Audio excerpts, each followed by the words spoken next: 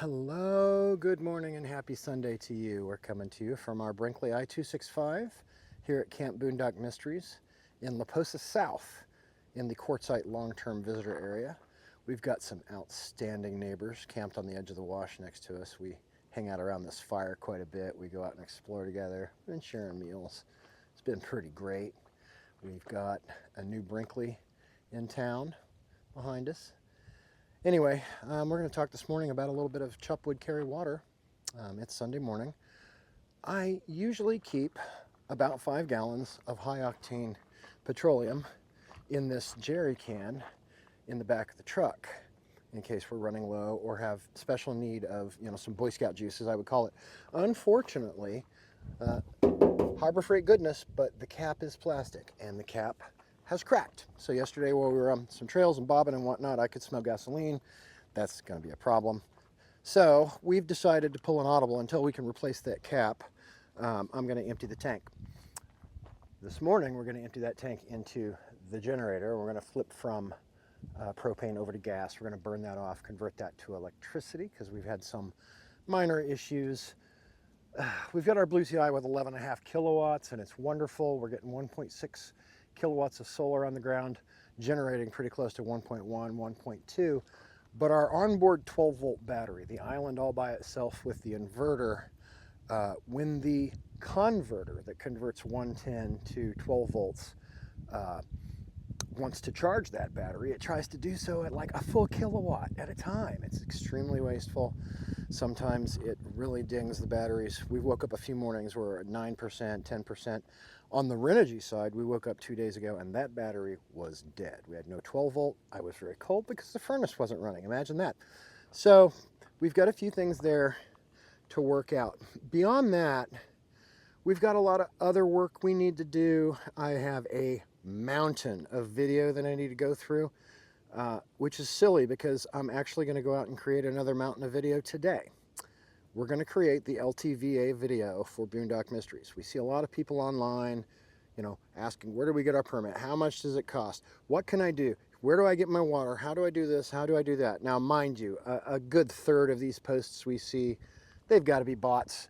They're fishing for activity, and I'm not going to click like, comment, or anything because I'm not part of their thing.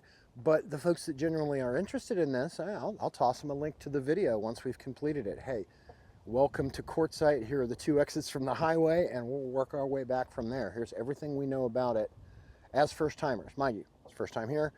I'm an expert in nothing beyond treating every single day like a Friday. Outside that, I do information security. I can hack your stuff. I can make your stuff unhackable. But that's, my subject matter expertise does not necessarily apply directly to where I live. I'm showing you what I'm learning as I learn it. And I think that's a much more organic and interesting way to do it. We've got ourselves a really nice campfire here. We kick it at night. Got nice lights and stuff. I'm really starting to get in a groove on how we do things here. Other Chupwood Carry water, and we'll try to capture that in the video, but I'll give you a quick preview right now. So I've got 3 5-gallon jugs of water here. Those need to get sucked in. We've done a video about that. You've seen it. I have already emptied the gray tank from the kitchen into our little blue boy, but we'll show you how that goes on the back of the truck, where we drag it, where we empty it. Everybody seems to need to know these things, so we'll show you. Here's the dump. Here's where you put your trash. Here's where you get your fresh water. We'll cover as many of the basics as we can, and then we'll walk away from it. Sound good? Like and subscribe if you want to come along for the ride. So, back in Kansas City, in a storage locker, I have 5.5-gallon speed jugs with the nozzle on the end that let me very quickly fill this with gasoline. Why have I opted for propane primarily? Because of the mess, the fumes, and the other issues associated with that. In this scenario, the jerry can has one of those newfangled anti-spill nozzles that you put on, and then, whoops, we're draining a little. You have to, of course, push the safety mechanism down and then shove the nozzle all the way in before it'll flow, right? Now I've got gas on my hands. This is fun.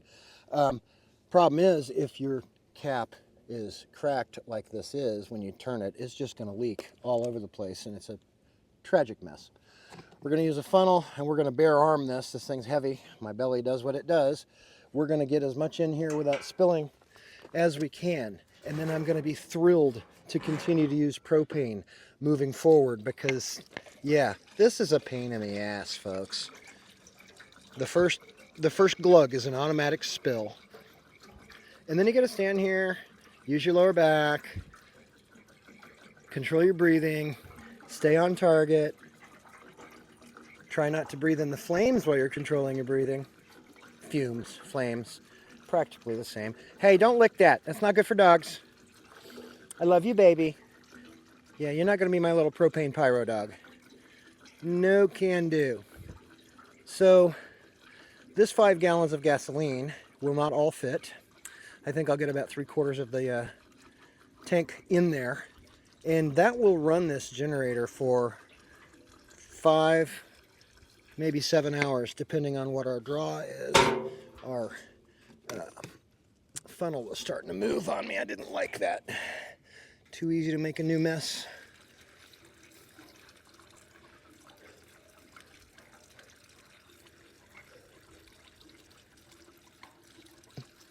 Ultimately, I guess what I'm trying to demonstrate here is that when your plastic cap is cracked, these jerry cans suck.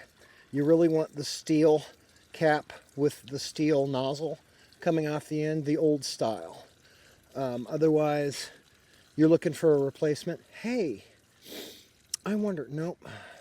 I was thinking about the speed cans that I have. The nozzle, I was wondering, I wonder if I could put that on here, but it won't fit because the lid on the speed cans is really big and massive, and it has a really small place to screw on too. It wouldn't match this. At any rate, I filmed that simply to show you what a pain in the ass that is. All right, kiddo, tell them what we're going to do now. We're going to move the gas can over here into the shade for the day. We'll come back and put our cable lock through it so nobody greedy decides that it's more important for them to have it than us. And then we're going to come over here and we're going to flip from propane over to gasoline. We're going to ensure that we have turned the propane off, which we have. I can leave it connected, and that's not a particularly serious issue. And then we're going to fire it up.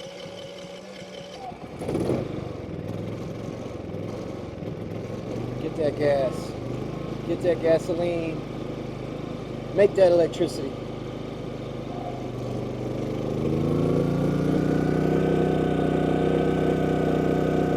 29 amps, 3,500 watts. I missed a very important part earlier, folks. Anywhere in your camp where you're storing fuel, burning fuel, you need fire suppression. Even if it's just a little fire extinguisher. Keep it handy. Make sure everyone nearby knows where it is. Good. Like and subscribe if you want to come along for the ride. I edited this video on my iPhone with iMovie so I could spend more time with my dog.